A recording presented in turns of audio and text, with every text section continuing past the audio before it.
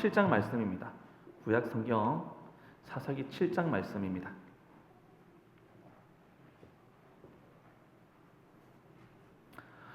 성경 찾으시는 가운데 광고 말씀 드리겠습니다. 광고 드리겠습니다. 12월 21일 주일 오후 예배 때 성탄 축하 발표회가 있습니다. 이번 발표회 때는 교육부서 중심으로 진행됩니다. 시간이 많이 없어서 교육부서 중심으로 진행하되 작년 부서에서도 희망하시는 분들 계시면 신청하시고 함께 준비해서 참여 가능합니다. 그렇게 해서 유의하셔서 12월 21일 주일 오후에 성탄 축하 발표회가 있으니 관심 있는 분들은 신청 부탁드립니다. 네, 오늘 나누는 말씀은 구약성경 사사기 7장 말씀입니다. 함께 보실 말씀은 1절부터 8절까지 말씀 한 절씩 교독하도록 하겠습니다. 7장 1절부터 8절까지 교독하겠습니다. 제가 먼저 1절 말씀 읽겠습니다. 여룻바알이라 하는 기드온과 그를 따르는 모든 백성이 일찍이 일어나 하룻샘 곁에 진을 쳤고 미디안의 진영은 그들의 북쪽이요 모레산 앞 골짜기에 있었더라.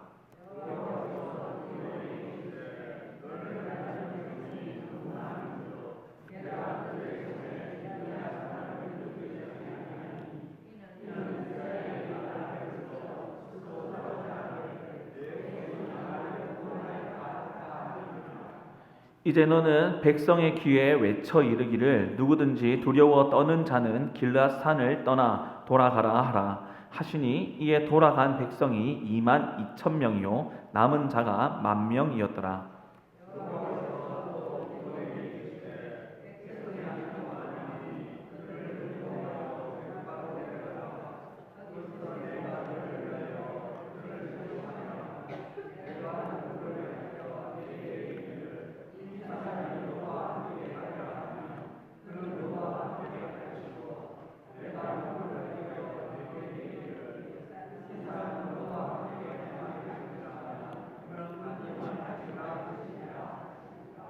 이에 백성을 인도하여 물가에 내려가매 여호와께서 기드온에게 이르시되 누구든지 개가 핥는 것 같이 혀로 물을 핥는 자들을 너는 따로 세우고 또 누구든지 무릎을 꿇고 마시는 자들도 그와 같이 하라 하시더니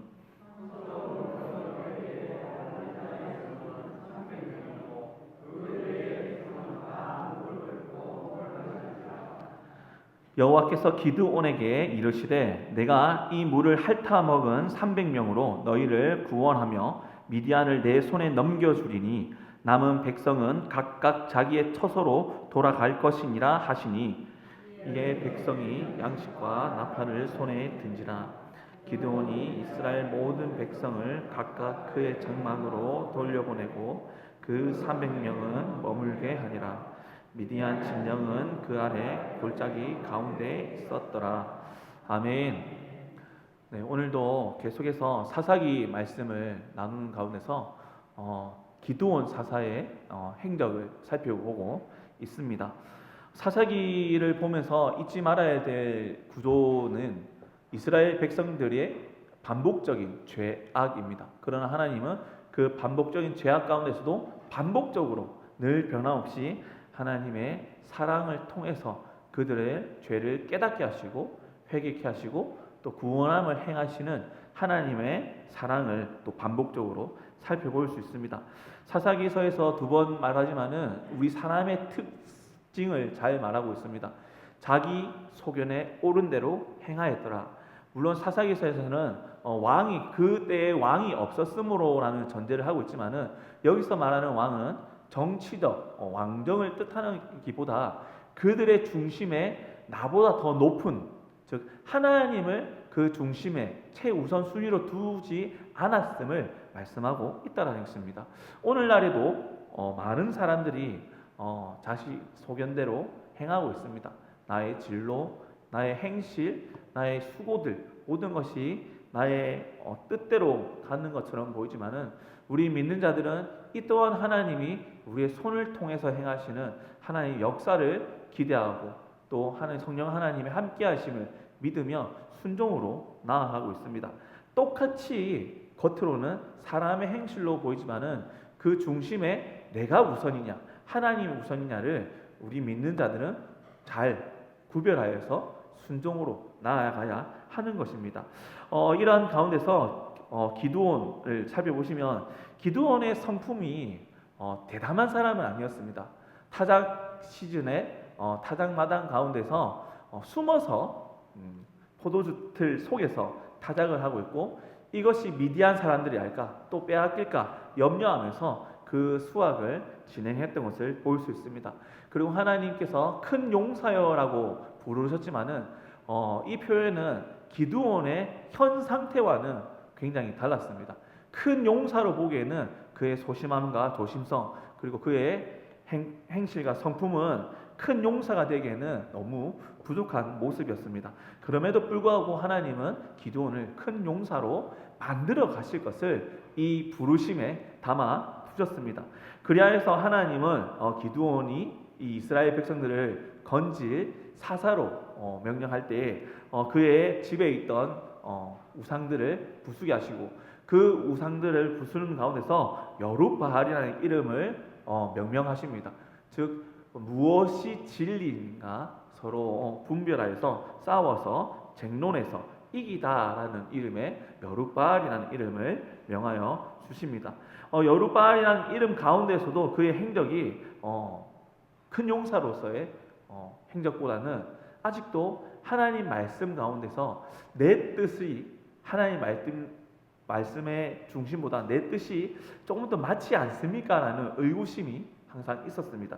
그래서 하나님이 그를 부르실 때에도 하나님 땅을 적셔주시고 또 양털을 적셔주시고 두 번의 이적을 요구하여서 하나님이 진짜 함께 하심을, 또 하나님 나를 부르셨음을 확증해 주세요라는 하나님의 이사를 요구하였던 것도 기드온이었습니다. 이러한 배경 가운데서 이러한 기드온의 성품이 또 기드온의 마음이 한 걸음씩 하나님 믿음의 행적으로 한 걸음씩 나아가는 가운데서 7장이 시작되는 것입니다. 7장을 보시면 7장 1절에 여룻바알, 즉 바알과 다투어 쟁론하여 이기다라는 이 여룻바알 기드온이라는 기드온과 그를 따르는 모든 백성이 일찍이 일어나 하룻셈 곁에 진을 쳤고 미디안 진영은 그들의 북쪽이요 모레산 앞 골짜기에 있었더라. 미디안과 이스라엘의 전쟁이 시작됨을 볼 수 있습니다. 사진을 한번 보시도록 하겠습니다. 사진 자료를 보시면 이스라엘 골짜기, 그리고 이스라엘 골짜기 어떤 위치에 진영이 있었을지 조금 생각해 볼 만한데, 오늘 오전 예배 때도 보았지만은 욥바 그 위에 지역에 보면 우리나라 지도로 생각하면 동해안의 포항의 호미곶 같이 볼록 튀어나와 있는 지중해 지역이 있습니다.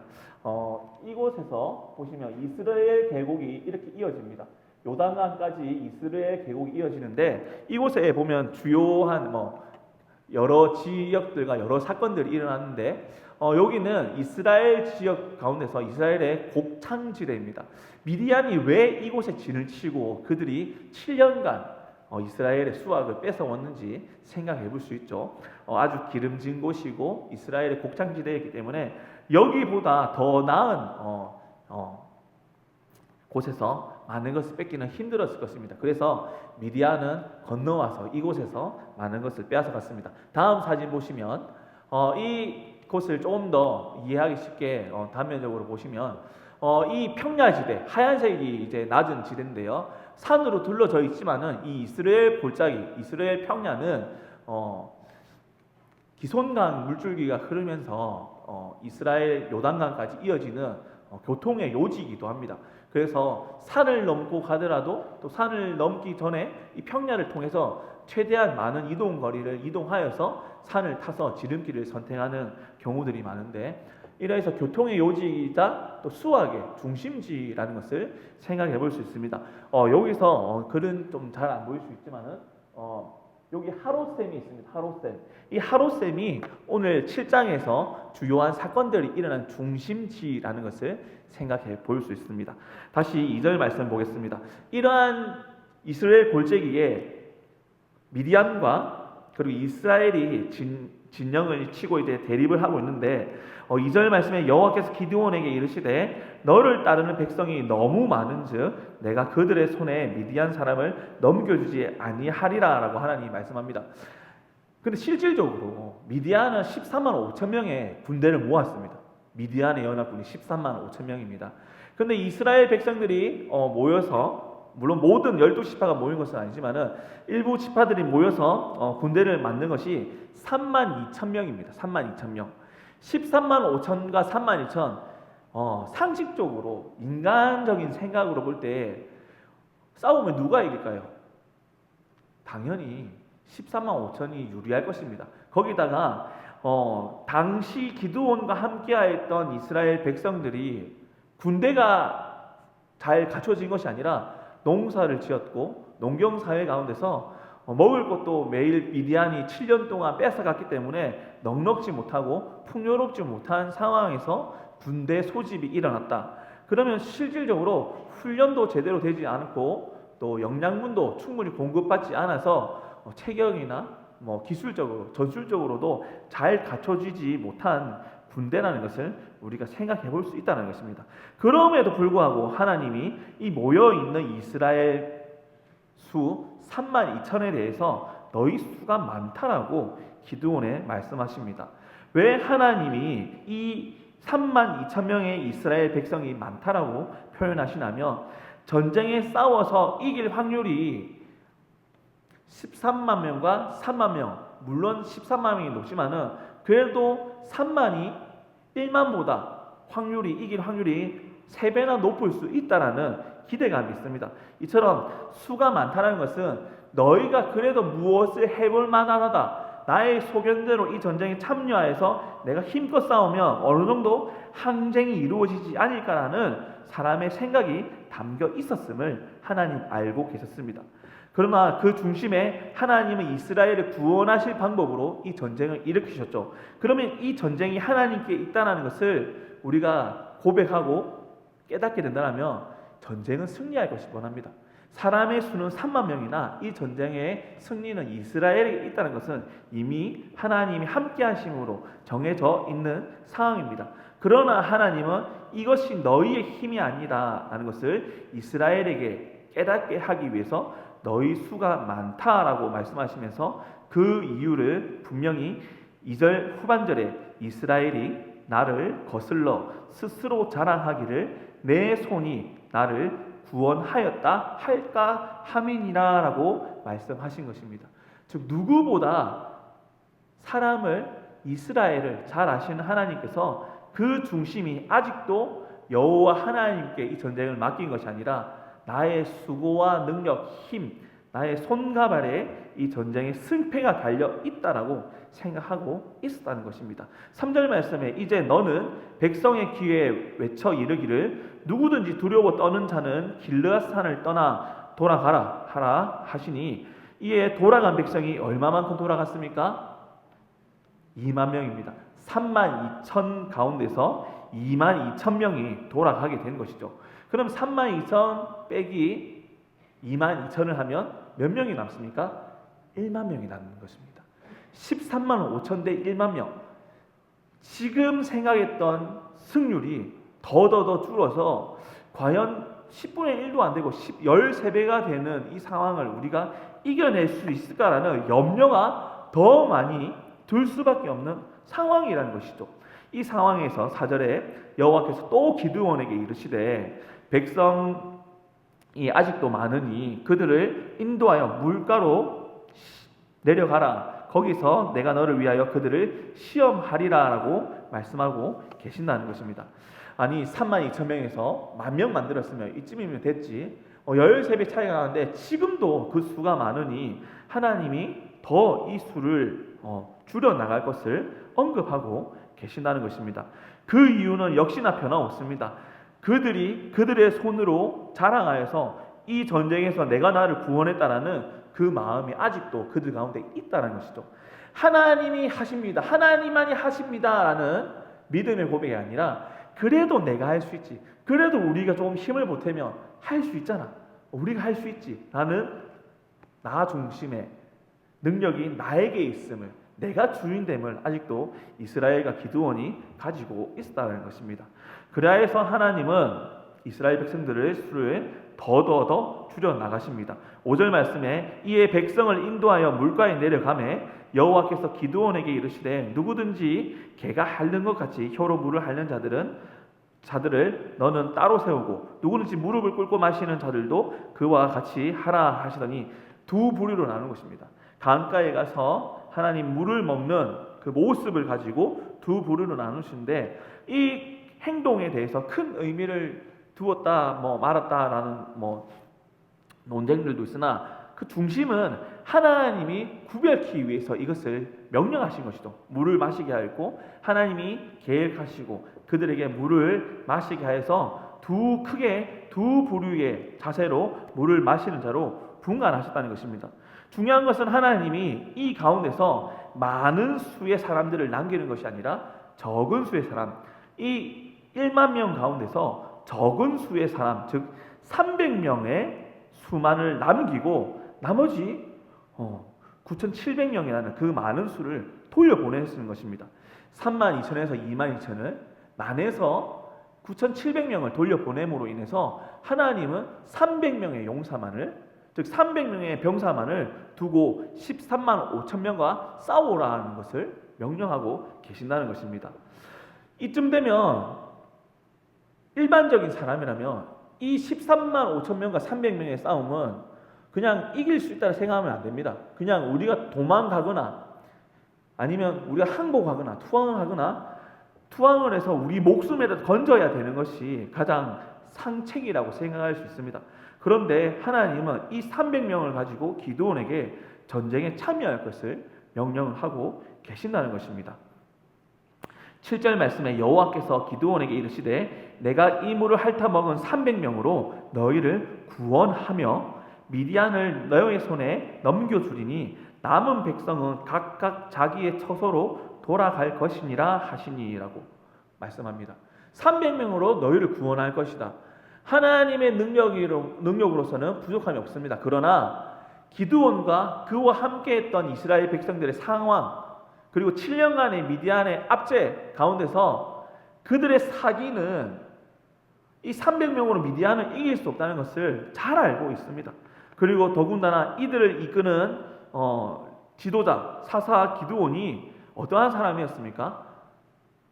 타작마당에서 숨어서 타작하는 사람, 소심하고 조심성이 많고 또 하나님의 명령에 온전히 순종하기보다 저울질하고 그래도 이거는 조금 그래도 그럼 하나님 또 하나의 징표를 하나의 이적을 요구하던 이 기드온이 300명을 통하여서 승리를 얻을 수 있다는 것은 인간적으로 생각을 내려놓게 되는 것입니다.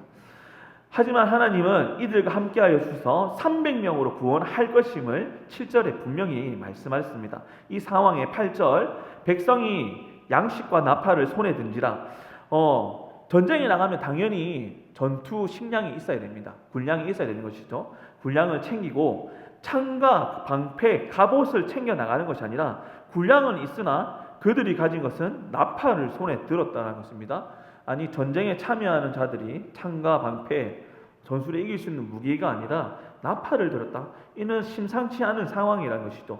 전쟁에 참여할 수 있는 자세가 되지 않았다는 것입니다. 그러나 이 나팔을 든 이유는 하나님이 그 300명에게 하나님 나라의 전술을 명령하셨고 하나님 나라의 전술로 기드온은 나아갈 수밖에 없음을 선택을 하였다는 것입니다. 온전한 순종이라 보기보다는 어쩔 수 없이 할 수 없이 전쟁에 참여하되 하나님 명령하시니 그 명령에 들어서 그 명령에 준하여서 응하여서 나팔을 들고 하나님 나라의 전쟁의 방법으로 나아가게 되었음을 7장 1절에서 8절은 말씀을 하고 있습니다. 이 상황 가운데서 9절을 보시면 그날 전쟁이 치르기 전날 밤에 여호와께서 기드온에게 말씀하십니다. 일어나서 진영으로 내려가라. 내가 이 미디안을 너의 손에 넘겨주겠다라고 하나님이 기드온에게 말씀하십니다. 10절 말씀 이어서 보시면 만일 네가 내려가기를 두려워하거든 너의 부하 부라와 함께 그 진영으로 내려가서 11절 그들이 하는 말을 들으라라고 명령하십니다. 기드온이 하나님 명령에 어쩔 수 없이 순종하여서 진영에 내려가게 됩니다. 그리고 미디안 진영에 들어가게 되었는데, 여기서 하나님은 기드온의 마음을 너무 잘 아십니다. 부르실 때도 그랬고, 하나님이 함께 하시기 전, 이 기드온이 하나님이 나와 함께 하신다는 것을 깨닫기 전에도 하나님께서는 기드온을 잘 알고 계셨습니다. 그래서 지금 300명과 기드온의 마음은 승리에 대한 기대감보다는 두려움과 이 전쟁에 대한 의구심만이 남아서 어쩔 수 없이 전쟁에 참여하는 그 심적인 상황인데, 하나님은 이들에게 어떠한 일을 나타내셨는지, 이번에는 기드온이 기적과 이사를 요구하는 것이 아니라 하나님께서 기드온의 두려워함을 아시고 하나님의 기적과 이사를 나타내려 하십니다. 12절 말씀 보겠습니다. 11절 후반절부터 볼게요. 그의 부하 부라와 함께 군대가 있는 진영 근처로 내려간즉 미디안과 아말렉과 동방의 모든 사람들이 골짜기에 누웠는데 메뚜기의 많은 수와 같고 그들의 낙타의 수가 많아 해변의 모래가 많음 같은지라. 실질적으로 그 진영에 내려가서 보니 13만 5천 명이 그냥 숫자로만 보이는 것이 아니라 정말 큰 군대요. 미디안과 주변 동방의 여러 국가들이 연합하여서 이제는 우리 이스라엘을 삼키려 왔구나라는 것을 느끼게 하였습니다. 13절에 기드온이 그곳에 이른즉 어떤 사람이 그의 친구에게 꿈을 말하여 이르기를, 보라, 내가 한 꿈을 꾸었는데 꿈에 보리떡 한 덩어리가 미디안 진영으로 굴러 들어와 한 장막에 이르러 그것을 쳐서 무너뜨리고 위쪽으로 엎으니 그 장막이 쓰러지더라라고 미디안 진영에서 병사 2명이 꿈에 대해서 이야기를 하고 있다는 것입니다. 아까 앞서 3절에서 하나님이 셈으로 내려가서 이스라엘 백성들을 돌려보내고 또 그 셈에서 300명이라는 하나님의 큰 용사의 무리를 구별시키셨는데, 이 하루셈이라는 곳입니다. 앞서 아까 지도에서도 하루셈이 있었는데, 하루셈의 의미는 어원은 하라드라는 히브리어 두려워하다라는 것에서 하롯이라는 지명의 이름이 유래가 되었습니다. 즉 두려워하는 가운데서 하나님이 이스라엘을 돌려보낸 곳입니다. 그들이 전쟁에 참여하기를 두려워하고 그 두려워하는 자들 구별해서 22,000명 그리고 9,700명을 돌려보낸 곳이 바로 이 지역이라는 그 상징적 의미를 지명에 붙여두고 있습니다.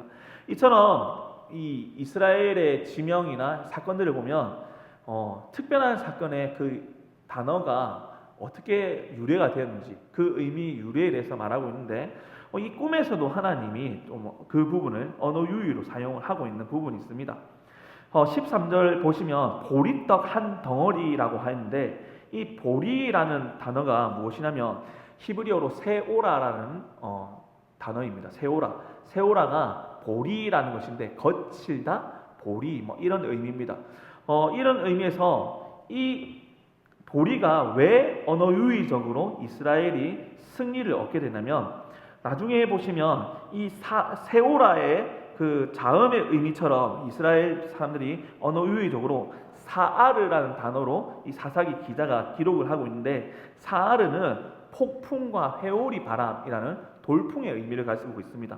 즉 똑같은 자음으로서 히브리 언어는 자음을 표기해서 그 의미를 전달을 하는데, 물론 성경 히브리어를 조금씩 공부하다 보면 그 모음의 점자들이 모음이 있는데 그 모음이 대부분 빠져 있었습니다. 그러나 후대에 성경을 공부하고 또 히브리어를 모르던 이스라엘 백성들에게 이 언어를 가르치기 위해서 다시금 이런 공부를 하면서 언어를 정비하다가 이 모음을 표기를 하는 것들이 있는데, 그 모음이 없이 보면 이 세오라와 사아르라는 이 자음이 동일합니다.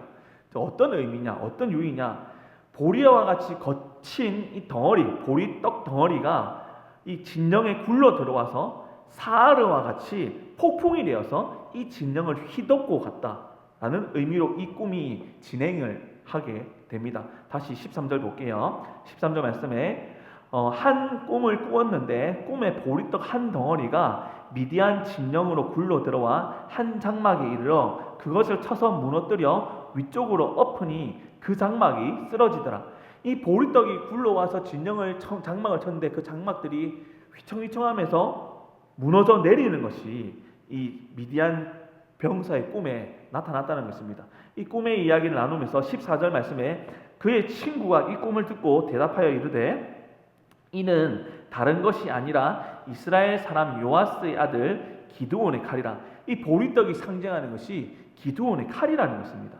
그리고 하나님이 미디안과 모든 진영을 그의 손에 넘겨주셨느니라 하더라라고 합니다.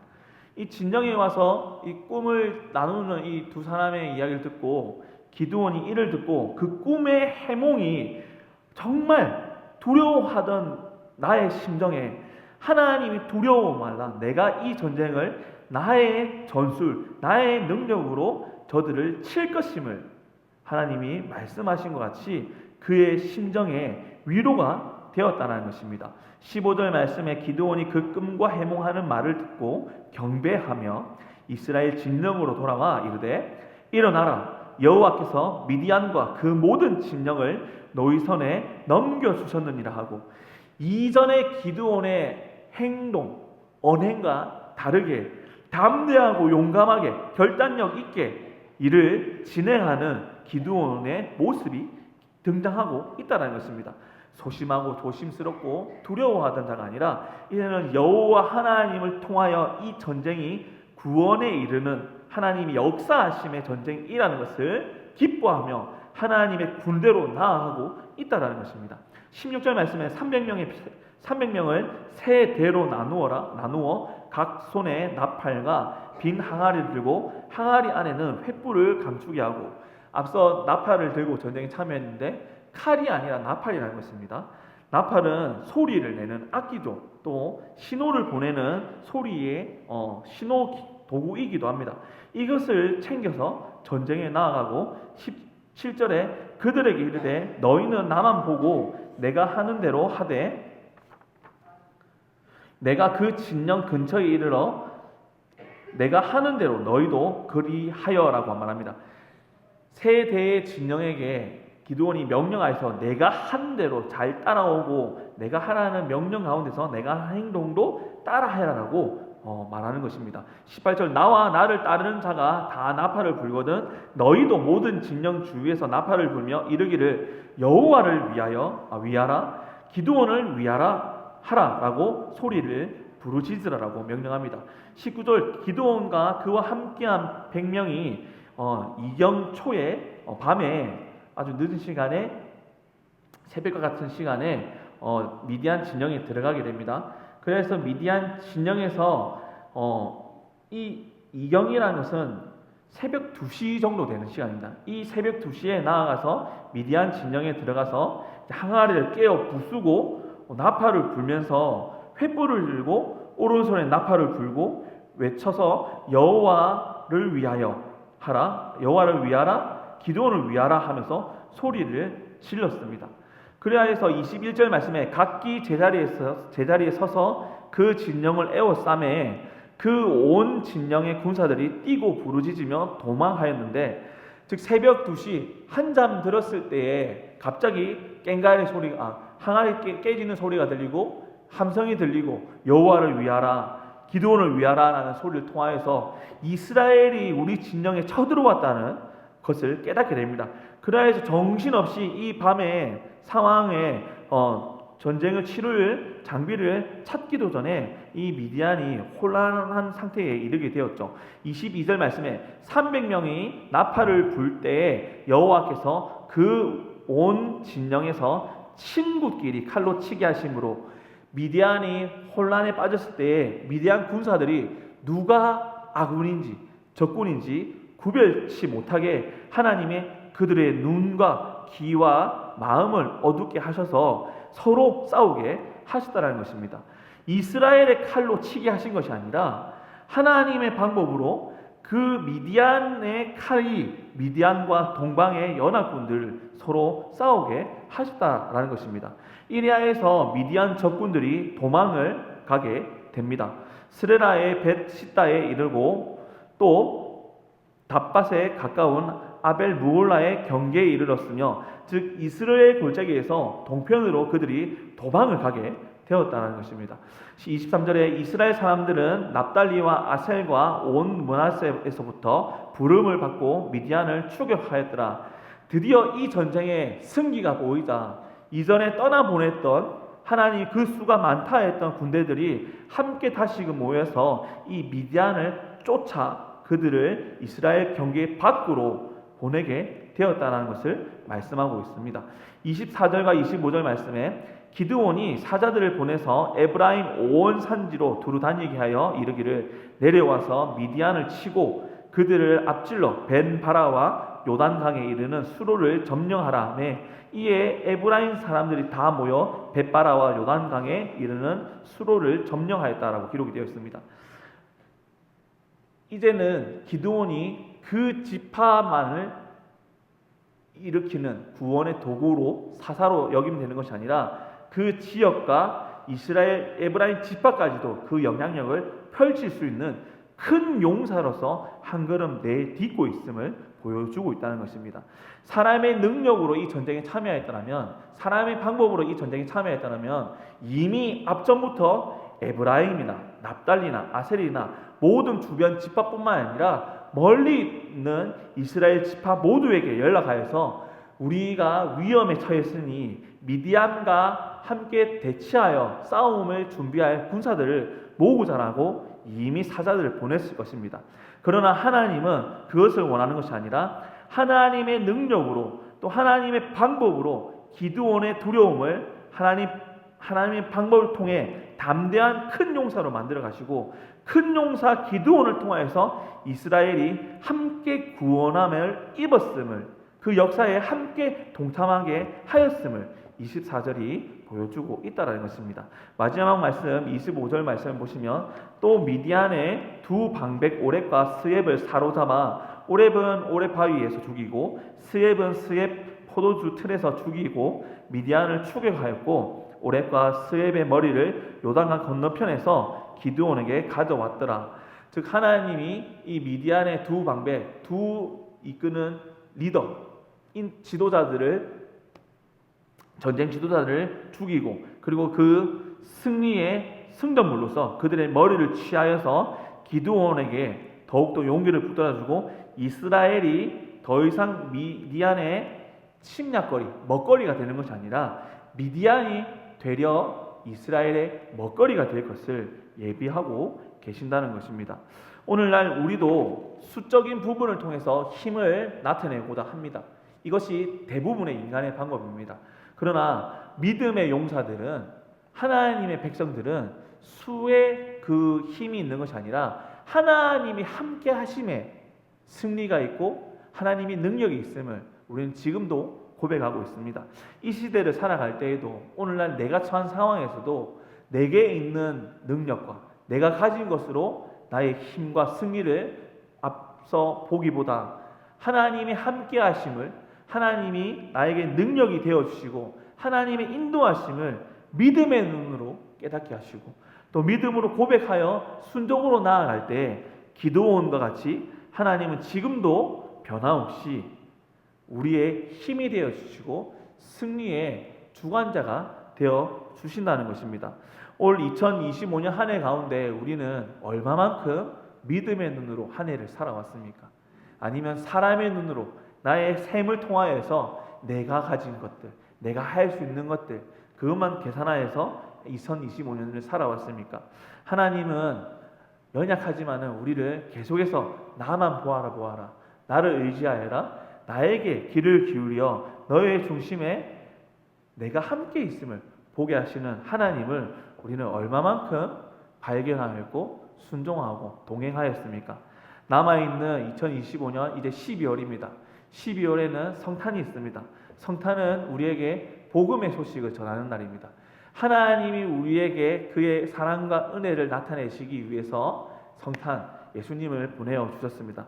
그처럼 임마누엘, 우리와 함께 하신 하나님을 우리가 지금도 감사하고 지금도 하나님 함께 하심을 경배하며, 기드온이 전쟁에 나아갈 때에 더 이상 나의 힘이 아니라 하나님의 능력으로, 하나님의 군대로, 하나님의 큰 용사로 나아간 것 같이 남아있는 2025년 한 달도 하나님의 군대가 되어서 살아가는 우리 군위 장로교회의 믿음의 용사들 되시기를 예수님 이름으로 소망합니다. 아멘. 오늘 말씀을 생각하면서 우리 함께 기도하실 때에 세상의 눈으로, 나의 눈으로 바라보는 것이 아니라 하나님의 방법으로 남아있는 한 달을 바라보게 하시고 또 하나님께서 인도하시는 그 길로 순종하여 나아갈 수 있는 우리 공동체, 우리 가정, 나은 사람 될 수 있도록 함께 기도하시기를 바랍니다. 함께 기도드리겠습니다.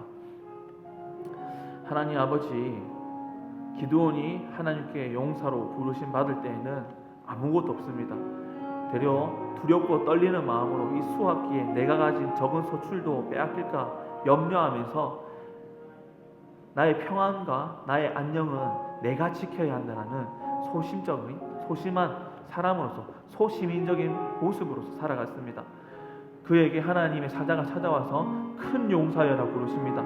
즉 하나님의 영이 그와 함께 하실 때 그의 모습을 다시금 객관적으로 돌아보게 하십니다. 우리의 모습도 2025년 한 해 나의 수고와 능력을 따져서 나의 능력으로 한 해를 살아오려고 부단한 노력을 행하지 않았나 싶습니다. 그럼에도 불구하고 하나님은 내 능력보다 하나님의 능력을 더딥혀 주시고 하나님의 은혜를 더 씌워 주셔서 하나님이 나의 삶을 2025년의 삶도 인도하여 주심을 하나님 앞에 다시금 엎드립니다. 하나님 늘 나와 동행하여 주시고 하나님 동행하는 것을 내가 깨닫지 못하고 어두운 곳에서 불빛 없이 살아가는 하나의 존재로 살아가던 나의 모습을 다시금 횃불로서 밝혀주는 것을 보게 됩니다. 기드온이 가졌던 이 횃불은 하나님의 군대의 무기였고 기드온이 불었던 그 나팔은 하나님이 함께 하신다는 기쁨의 승전의 소리를 알리는 나팔이었습니다. 하나님 2025년 한 해 가운데에서도 하나님 2025년 12월 한 해에서도 울려 퍼지는 이 캐롤과 성탄의 찬양들이 하나님이 나를 부르셨고 나를 위하여 오셨고 지금도 그 사랑이 변함없이 나와 함께하고 계심을 알리고 하나님의 승리를 외치고 죄악 가운데서 나를 건지시는 구원의 찬양과 곡조로서 들리게 하여 주시옵소서.